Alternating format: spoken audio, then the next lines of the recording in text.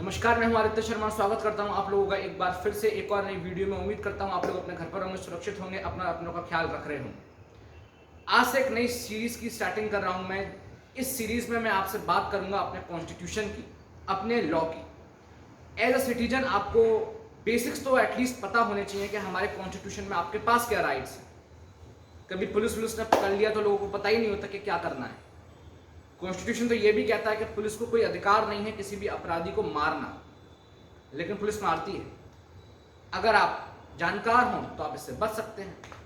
तो बहुत इंपॉर्टेंट हो जाता है कई बातों में कि हमको थोड़ा बहुत तो बेसिक राइट्स जो हैं अपने लॉ के, कॉन्स्टिट्यूशन के पता हों। तो इस सीरीज में मैं आपसे अपने कॉन्स्टिट्यूशन के बारे में बात करूंगा, मैं आपसे अपने लॉ के बारे में बात करूंगा। तो पहली वीडियो में आज मैं आपसे बात करने वाला हूं दो चीजों के बारे में। एक डेलीगेटेड लेजिस्लेचर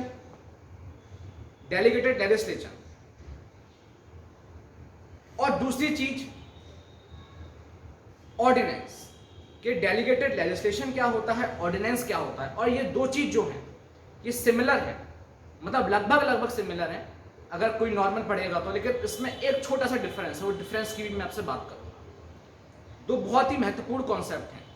जो लोग लॉ एंट्रेंस एग्जाम्स की प्रिपरेशन कर रहे हैं या फिर जुडिशरी की प्रिपरेशन कर रहे हैं उनके लिए और ज़्यादा ये महत्वपूर्ण बन जाते हैं। लेकिन नहीं भी कर रहे हैं तो एज सिटीजन आपको पता होना चाहिए। शुरुआत करते हैं अपने पहले टॉपिक से, डेलीगेटेड लेजिस्लेशन क्या होता है। मेन तीन कंपोनेंट्स अगर अपने सिस्टम की बात करें हम, पहला है एग्जीक्यूटिव, दूसरा है लेजिस्लेचर, तीसरा है जुडिशरी। इन तीनों के बारे में जानते हैं। सबसे पहले सब लोग पढ़ते हैं इसको लेकिन भूल जाते हैं। लेजिस्लेचर में आता है आपका जो पार्लियामेंट है, जिसका काम होता है लॉज बनाना, बिल्स को पास करना, फिर वो आगे आके कानून बनते हैं। जिसमें आपके अगर राज्य की बात करें तो एमएलएज होते हैं और सेंट्रल की बात करें तो एमपीज होते हैं। उसके बाद होता है एग्जीक्यूटिव। एग्जीक्यूटिव में होते हैं council of ministers plus president plus prime minister. उसके अलावा भी इन पॉलिटिशियन तो पॉलिटिकल व्यक्ति हो गए सारे, इनके अलावा भी जो हमारे सिविल सर्वेंट्स रहते हैं, एडमिनिस्ट्रेटिव सर्विसेज रहती हैं, वो सब भी एग्जीक्यूटिव में आती हैं। इनका काम रहता है जब लॉ बन गया उसको इंप्लाई करना। तीसरा होता है जुडिशरी। जो लॉ अप्लाई हो गया वो लॉ कुछ वायलेट तो नहीं हो रहा है, ये जुडिशरी देखती है। तो ये तीन कंपोनेंट्स, सबके अलग अलग काम, कोई किसी पर भारी नहीं। लेकिन ये डेलीगेटेड लेजिस्लेशन क्या होता है? जब लेजिस्लेचर अपना काम एग्जीक्यूटिव को शिफ्ट कर दे तो वो होता है डेलीगेटेड लेजिस्लेचर। अब लेजिस्लेचर जब एग्जीक्यूटिव को काम शिफ्ट कर रही है, अब लेजिस्लेचर क्या होता है? लेजिस्लेचर का काम मैंने आपको बता दिया कि लॉज को पास करवाना। तो जब वो काम, लॉज को बनवाने का काम जो है ये लेजिस्लेचर का है, जब ये बनवाने का काम एग्जीक्यूटिव के पास आ जाए तो वो है डेलीगेटेड लेजिस्लेचर। ये लेजिस्लेचर खुद काम दे रहा है, एग्जीक्यूटिव खुद नहीं ले रहा है उनसे छीन के। अब ये कब होता है जनरली? जैसा कि मैंने आपको बताया कि लेजिस्लेचर में जो हमारे एमपीज होते हैं सेंट्रल लेवल पर और एमएलए स्टेट लेवल पर होते हैं, तो ये लोग पॉलिटिकल ज़्यादातर व्यक्ति होते हैं। टेक्निकल नॉलेज की अगर मैं बात करूं तो इनको नहीं होती। तो जब भी कोई रूल ऐसा होता है जिसमें टेक्निकल नॉलेज बहुत ज़्यादा चाहिए तो वो एग्जीक्यूटिव के पास जाता है। पर्टिकुलर मिनिस्ट्री से बोला जाता है कि आप इस काम को करिए। अगर एग्रीकल्चर से कुछ रिलेटेड है तो एग्रीकल्चर मिनिस्ट्री के पास जाएगा। उसके अंडर फिर जो सिविल सर्वेंट्स आप पे काम कर रहे हैं वो इसको देखेंगे, क्योंकि सिविल सर्वेंट्स की नॉलेज टेक्निकल उसमें ज़्यादा अच्छी होती है, पॉलिटिशियंस की पॉलिटिक्स में ज़्यादा अच्छी होती है। तो जब ऐसे कुछ लॉज आते हैं तब डेलीगेटेड लेजिस्लेशन का लेजिस्लेचर यूज करती है और एग्जीक्यूटिव से कहती है कि भैया आप हमारा काम करो। हाल फिलहाल का इसका एक बहुत बढ़िया एग्जांपल है ओटीटी रूल्स। अभी हाल फिलहाल में आप डेली न्यूज़पेपर्स में पढ़ रहे हैं कि ट्विटर की और सेंट्रल गवर्नमेंट की लड़ाई चल रही है, बहस चल रही है। तो ये काम जो है, ये काम तो था, ये अगर रूल बन रहा है तो लेजिस्लेचर बना है, लेकिन एग्जीक्यूटिव ने फॉर्म किया लेजिस्लेचर के कहने पर, क्योंकि इसमें टेक्निकल नॉलेज बहुत ज्यादा चाहिए थी।